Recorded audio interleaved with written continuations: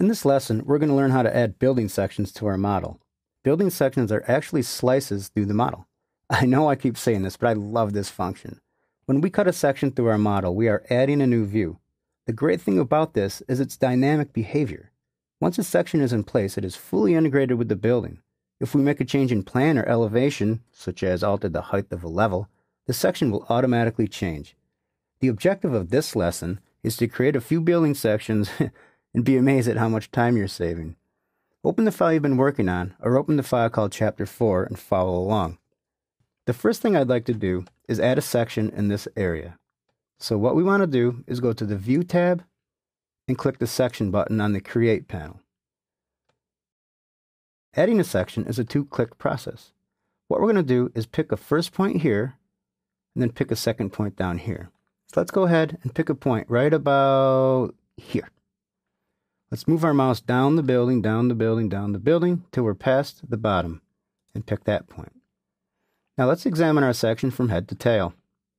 Let's zoom in on the head. We'll talk about this when we get to the tail, but let's talk about this right now.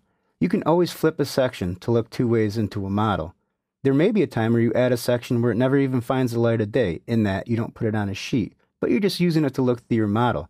What we can do is flip it. So go ahead and click the Flip Section button, and our section is flipped into the direction that I'd like it to be in. Let's scroll down the section a little more until we arrive at the middle. You see this little Gap in Segments button. What this does, it allows you to chop out the section so it's not in the way or crowding up your model. I'm going to move this little grip up to about here. I'm going to move my little grip down to about here. Traveling down the section, we have what we ignored up top. This is Cycle Section Tail. Click it once, nothing. Click it again, we have our bubble head. Please don't confuse that with bobble head. The deal is, if we only have this part on a sheet, we wouldn't know what section that was calling out, or vice versa on the top. Now we have the top and the bottom, which will read the correct number once this appears on a sheet. Let's look at another aspect of sections, and that's the depth in which you can view your model. Go ahead and select this little button right here and drag it all the way over to here. What I want to do is zoom in on the section head and hit Escape. Double click on it and it opens that section. What I want you to do now is type WT, that means window tile, and you should get the two windows open. Click into one window and type ZA. That'll zoom extents for both windows. Click into Floor Plan Level 1. And let's zoom in on this guy here. Select your section. What you'll see is the automatic link between the two.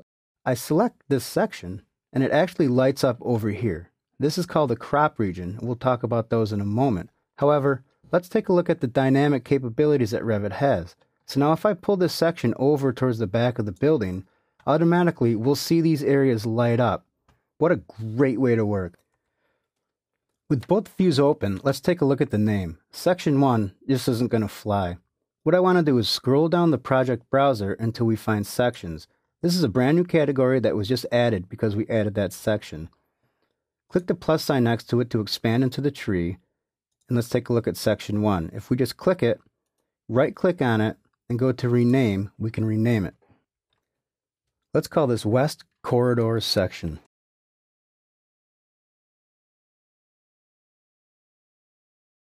And click OK.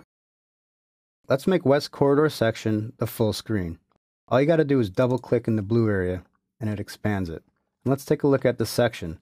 Now, our view control toolbar and our graphics are controlled for this view and this view only. For example, if I change my detail level to fine, that has no relevance to any other view. It only controls the graphics of this view.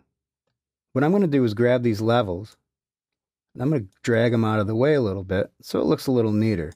Also notice that all those adjustments we made in the other view didn't update here, because we wouldn't necessarily want to.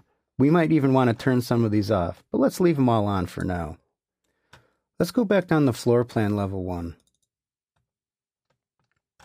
On the Quick Access toolbar, let's click the Close Hidden Windows button. Let's hit the Save button.